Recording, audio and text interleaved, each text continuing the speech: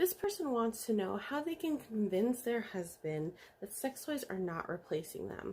So first off, let's put this out there. Oftentimes, people who are socialized as boys or men are often taught that they have to be the caregivers, the breadwinners, the people who have all the answers for all the things, but they're not often given the tools to know about their own bodies, much less their partner's bodies. Perhaps this is something that you can address together outside of sexy time, where you talk about wanting to explore different options together, that you want to do this with them. Instead of using their penis, they're using their hands or their mouth.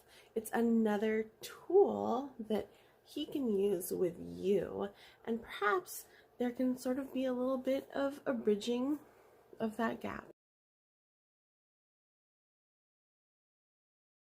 Okay, so I get this question a lot, and that is, what is the best lube for my sensitive body? First of all, you want to start with looking for a water-based lube.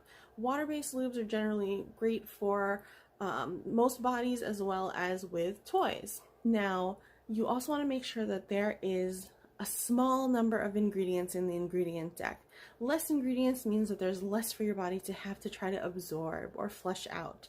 You also want to stay away from anything that has glycerin, parabens, nonoxyl 9, which is spermicide, you don't need that, fragrances. If you're really sensitive, you might want to stay away from flavored lubes as well. We carry a lube called Perfectly Pure, which has 4 ingredients in it. It's water-based. It was made for folks who were going through chemo as a daily moisturizer, so you know that it's good.